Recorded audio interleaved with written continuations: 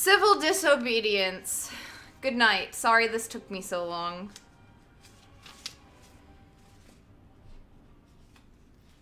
I heartily accept the motto. That government is best which governs least. And I should like to see it acted up to more rapidly and systematically. Yeah, you can make it with AI. You could do the whole scene. You could recreate the whole show. And have it just be Walter and Walter or Jesse and Jesse. That would be awesome. Or Walter as Jesse and then Jesse as Walter. I'm sorry, I must be stopped. Don't actually do that.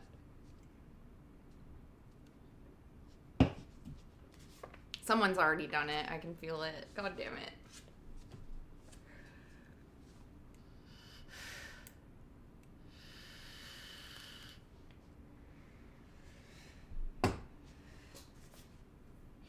Yeah, science.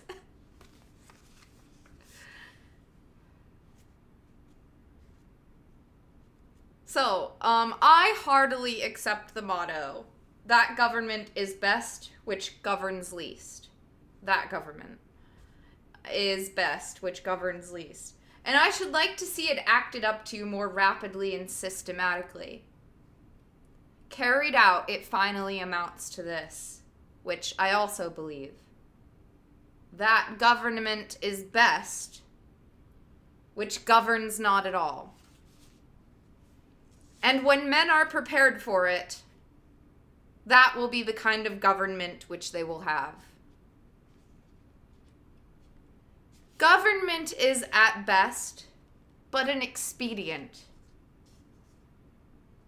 But most governments are usually, and all governments are sometimes, inexpedient. Ooh, burn.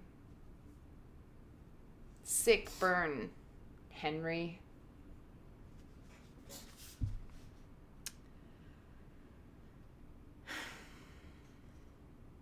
The objections which have been brought against a standing army, and they are many and weighty, and deserve to prevail, may also at last be brought against a standing government, as against a standing army. The standing army is only an arm of the standing government. The government itself, which is only the mode which the people have chosen to execute their will, is equally liable to be abused and perverted before the people can act through it. Witness the present Mexican War. The work of comparatively a few individuals. The work of comparatively a few individuals. I read it right the first time. God damn it. Where's your confidence, girl?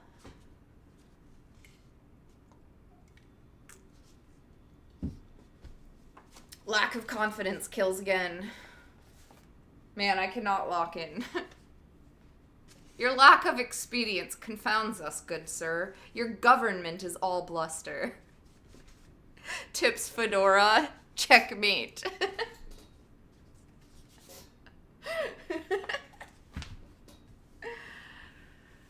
This was the biggest problem I foresaw tonight.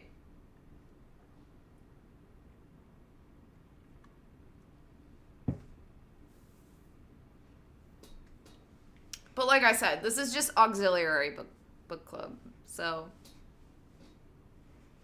we can do whatever we want.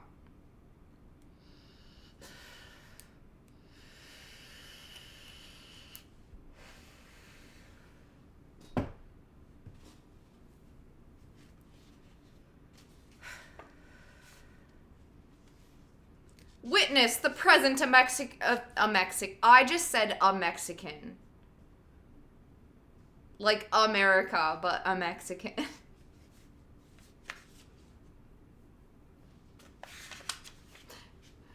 Witness the present Mexican War. The work of comparatively a few individuals using the standing government as their tool. For in the outset, the people would not have consented to this measure. This American government, what is it but a tradition?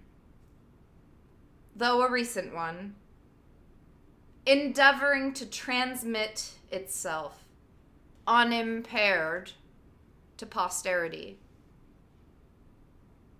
but each instant losing some of its integrity.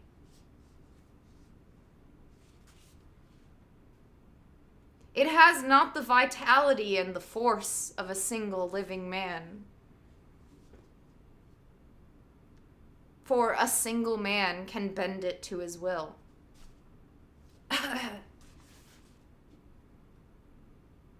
It is a sort of wooden gun. A wooden gun to the people themselves. But it is not the less necessary for this. For the people must have some complicated machinery. Or other, and hear its din, to satisfy that idea of government which they have. We can do whatever we want. We can make it stupid. I'm sorry.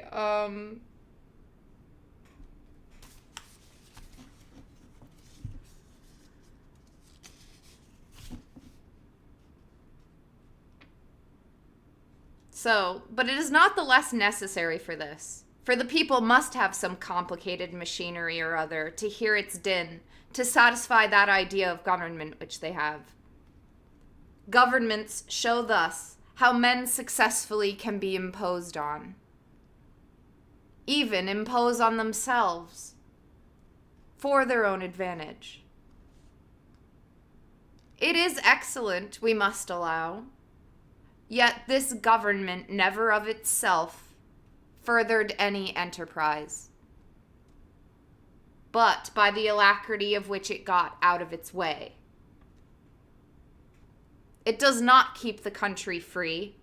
It does not settle the West.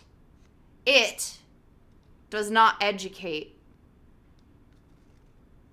The character inherent in the American people has done all that has been accomplished. And it would have done somewhat more if the government had not sometimes got in its way.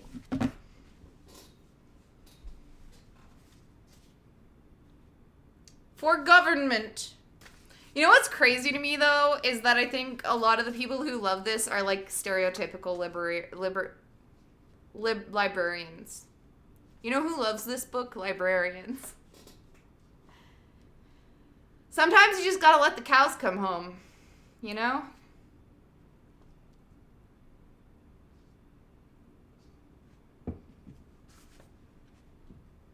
I thought it was really funny because also one of the things I did in like the hour before the stream when I was kind of narrowing in on that I wanted to read this, I was like Googling it to see just like, I don't know, so I could be like, so I could sound more educated and unprepared. I'm totally uneducated and unprepared, but I was like Googling, I'm like, what did Henry Thoreau defend and believe in?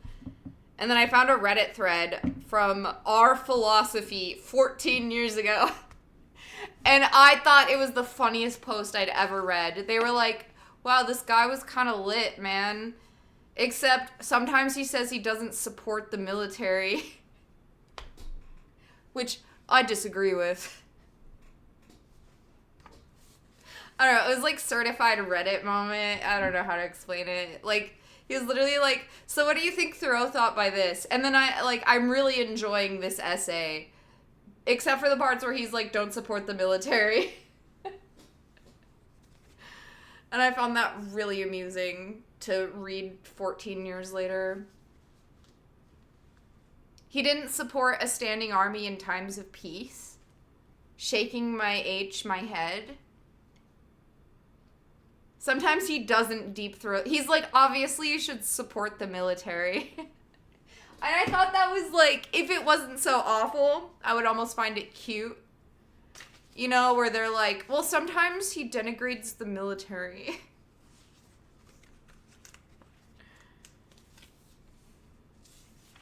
Like, if it wasn't so insidious. If it wasn't so insidious, it would almost be cute. And you know what? I am gonna read Walden. Thank you. Kawamo Bros Meatball Company.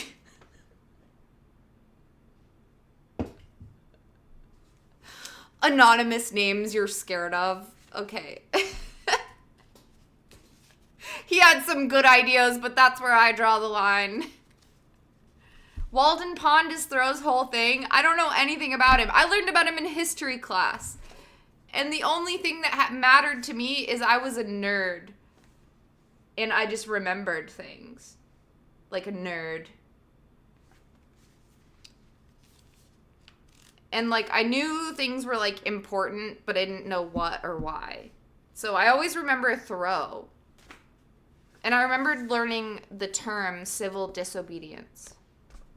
But I never learned why, or what, or who.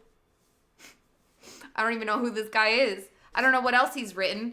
People don't even read.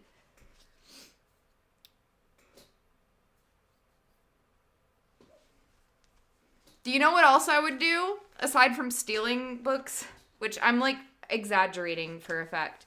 But also, I have vivid memories of at the end of every school year, I would look at the garbage cans and I would pick up the books that kids had been required to read and like required to buy. And then they would throw the books away at the end of the year. And I remember at the end of every school year, I would look at the top of the garbage cans to see if anybody threw away a book. Yeah. I forgot where I was going with that, but I bet that's how other people feel too. I don't know. Like you hear about somebody in history class, and if you're not paying attention, you'll never learn about it. And then if you are paying attention, later somebody's gonna scream at you about being like a fucking college-educated Marxist. Which I'm absolutely not.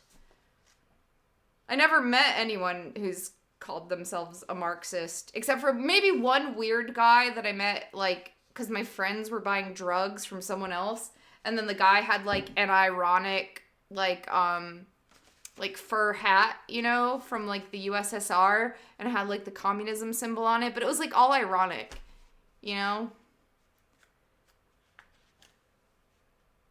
And we were buying drugs. I don't know. And I thought the guy was, like, funny, but I wasn't like, oh, he's a Russian communist. I was like, oh, that's funny that you're wearing, like, the fur hat. And then later, I met someone online arguing about politics. And it turned out later they were a African-American Marxist. I'm kidding. They're a black communist, Marxist. I don't even know what they are. They work in HVAC now. And I met them in a Bernie Sanders Facebook group. It was so cool. What a good time to be alive.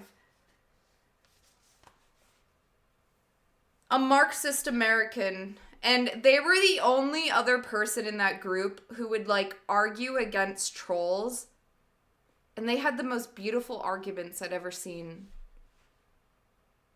That's why, to this day, I say the smartest person I've ever met was a black Marxist. And they still inspire me. I don't even know if we're friends on Facebook still, but it was a great time. And they were the left unity around the Bernie campaign. Thank you. There's going to be some troll, like, lull facing at me or whatever, but I know who I'm talking to right now. It was really cool. And I remember, like, at the time, Facebook was in fashion. We wore an onion on our hip, which was the fashion at the time. But there was, like, some people would argue stupidly, and some people would argue, like, really smart. And they would back up everything they said with, like, fucking facts and sources. Unheard of. And it was beautiful. And I forgot what I was saying. I don't know. Now I'm getting kind of drunk and sad. And I'd never seen somebody, like, actually talk that way. Which is the way I talked. And that, like, not in a racist way. We found each other. Like, I literally was like, yo, bro.